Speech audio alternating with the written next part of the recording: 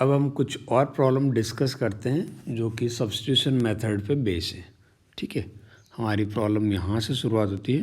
हम cos 2x के differentiation की बात करते हैं, इंटीग्रेशन की। तो आपको पता है इस 2x की जगह यदि x होता तो फिर ये इंटीग्रेशन बहुत आसान हो जाता ना। और जो पार्ट प्रॉब्लम क्रिएट कर रहा है, क्या उसका डिफरेंशिएशन अवेलेबल है? एक बार इसको डिफरेंशिएट करो तो 2x का डिफरेंशिएशन होता है 2। वो तो एक नंबर है, नहीं भी अवेलेबल है, मैं ऊपर नीचे 2 से मल्टीप्लाई करूँगा तो काम हो जाएगा। तो फिर मैं इसको क्यों नहीं एक दूसरे वेरिएबल से रिप्लेस कर दूँ, और इसी को हम बोलते हैं सब्स्टिट्यूशन मेथड या यू सब्स्टिट्यूशन। तो एक काम करते हैं, सबसे पहले let's suppose that u is equal to twice of x। ये समझना बहुत ज़रूरी है कि किसको हमें u मानना है। किसको मानना है? जिसकी वजह से फंक्शन को डिफरेंशिएट नहीं कर पा रहे हैं, तो उसकी जगह अपन u मानेंगे। तो ये हम जैसे ही करेंगे, हमें पता है कि हमारा ये जो इंटीग्रेशन है this will convert into this format. cos 2x की जगह क्या जाएगा? u। Now I need to replace this dx. dx को रिप्लेस करने के लिए I will differentiate this u with respect to x. So differentiation of 2x is basically 2. So this du is equal to 2 times dx, or I can say dx can be written as du divide by 2। अभी जो divide by 2 है वो तो एक number है, तो वो तो इंटीग्रेशन से बाहर भी लिख सकते हैं अपन, चाहे तो लिख सकते हैं ना। तो अगले स्टेप में वो 1/2 बाहर आ जाएगा, अंदर क्या बचेगा? अंदर बचेगा cos u du। अब आते हैं इसके इंटीग्रेशन वाले पार्ट पे। आपको पता है साइन का डिफरेंशिएशन cos होता है, तो cos का इंटीग्रेशन क्या आ जाएगा? साइन आ जाएगा। तो ये आएगा 1/2 sine u, 1/2 sine u, cos u का साइन u के रेस्पेक्ट में कर रहे हैं, प्लस एक इंटीग्रेशन कांस्टेंट i। उम्मीद करते हैं आप सबको ये समझ में आया। अब अपन नेक्स्ट प्रॉब्लम पे बढ़ते हैं। ये अपनी नेक्स्ट प्रॉब्लम है 2x multiply by cos x²। Video को पॉज कीजिए। अब आप सोचिए कि आपको कुछ दिखाई दे रहा है क्या? तो मुझे लगता है आप सबको समझ में आ गया कि ये x² नहीं होता, इसकी जगह ओनली x होता, और ये वाला पार्ट भी नहीं होता, तो मज़ा ही आ जाता। ऐसी स्टोरी है ना। तो क्यों नहीं हम ये सोचे कि जो पार्ट दिक्कत कर रहा है, क्या इसका डिफरेंशिएशन अवेलेबल है? हाँ, x² का डिफरेंशिएशन होता है 2x। हाँ, या 2x की जगह x भी होता है ना, तब भी काम चल जाता है, क्योंकि 2 तो नंबर है, वो तो मैं ऊपर नीचे मल्टीप्लाई करके ला सकता हूँ। ठीक है, तो सबसे पहले I will assume that u is equal to x²। क्या एज्यूम कर रहे हैं अपन? u is equal to x²। और हमारा ये जो इंटीग्रेशन है वो कन्वर्ट हो जाएगा, लेकिन उससे पहले मुझे dx को रिप्लेस करना पड़ेगा। तो क्यों नहीं इसको एक बार डिफरेंशिएट ही कर दें। तो u को डिफरेंशिएट करेंगे x के रिस्पेक्ट में, तो क्या आएगा? वो आएगा 2x। मैं लिख सकता हूँ du is equal to 2x multiply by dx। अब देखो ये इंटीग्रेशन कैसे कन्वर्ट हो गया? cos x² की जगह मैं लिख सकता हूँ u, 2x multiply by dx की जगह लिख सकता हूँ du।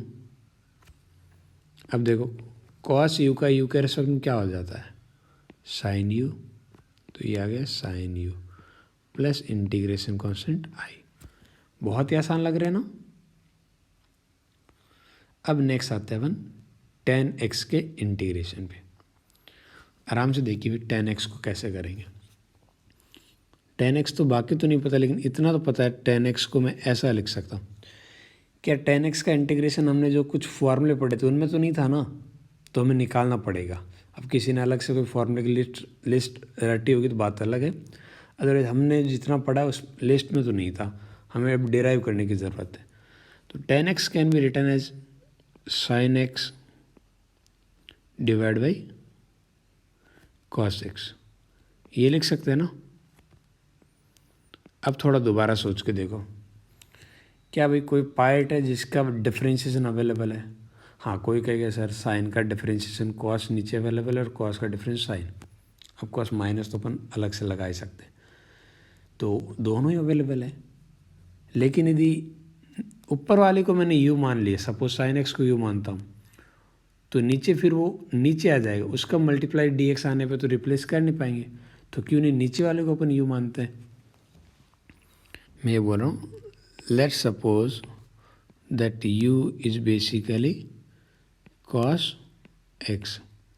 कॉस एक्स को यदि मैं यू मान लूँ तो आपको पता है कि कॉस एक्स को जब मैं डिफरेंशिएट करूँगा, डिफरेंशिएशन ऑफ कॉस एक्स कितना होता है यू के एक्स के रिस्पेक्ट में, तो कॉस एक्स का डिफरेंशिएशन होता है माइनस का साइन एक्स, तो ये आएगा माइनस साइन एक्स, ये है डी यू, डी एक्स को इधर भेज दूँ, ये आ गया। अब देखो हमारा इंटीग्रेशन कैसे कन्वर्ट होता है, आराम से देखते रहिए। अब देखो sign x multiply with d x, इसकी जगह लिख दूँ माइनस डी यू, तो माइनस का डी यू, और 1 अपॉन कॉस एक्स की जगह एक्स की जगह तो यू आएगा, तो ये आएगा 1/u। समझ में आई बात?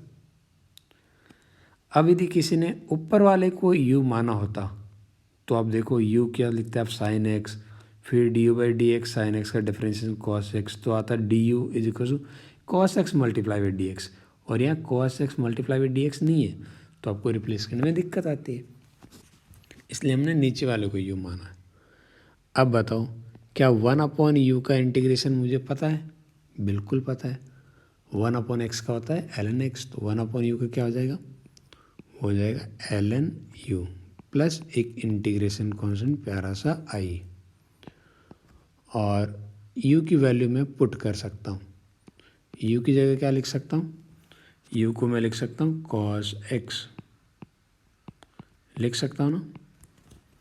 अच्छा, एक इंटीग्रेशन की प्रॉपर्टी है, ये वाली प्रॉपर्टी याद है आपको, log a की पावर b, तो उसमें b आगे आ जाता है और log a ऐसा लिखते हैं ना।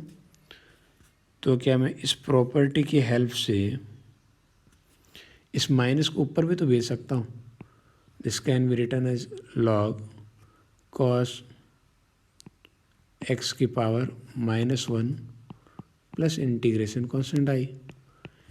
cos x की पावर -1 यानी 1/cos x, 1/cos x होता है sec x, तो ये आ जाएगा ln sec x प्लस इंटीग्रेशन कॉन्स्टेंट आई। ठीक है, तो आगे से याद रखना, tan x का डिफरेंशिएशन होता है sec स्क्वायर x, और tan x का इंटीग्रेशन क्या आता है ln sec x, बराबर है।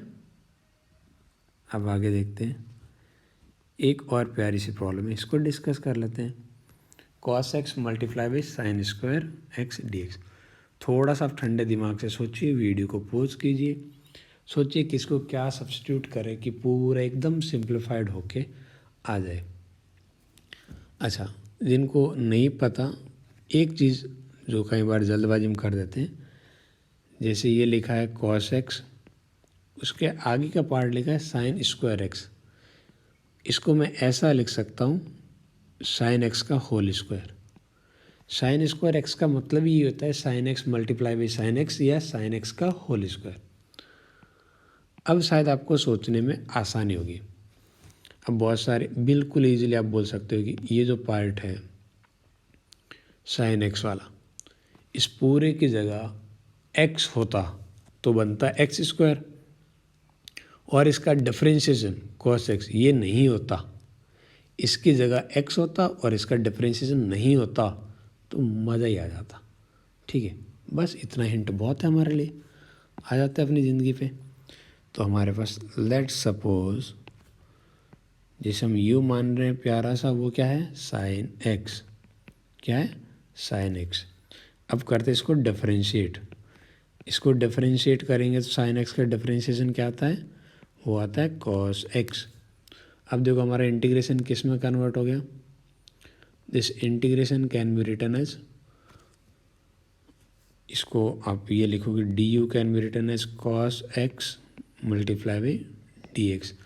तो कॉस एक्स डी एक्स की जगह तो डी यू और साइन एक्स की जगह यू, तो u square multiply by d u. देखो एक्स की पावर एन वाला फॉर्मूला लग गया। एक्स की पावर एन क्या होता है, एक्स की पावर एन प्लस वन, तो 2 + 1 3 divide by n plus one multiply, ये फिर एक इंटीग्रेशन कॉन्स्टेंट ऐड हो जाएगा। और u किसको बोला अपने, साइन एक्स, तो ये बनेगा साइन क्यूब एक्स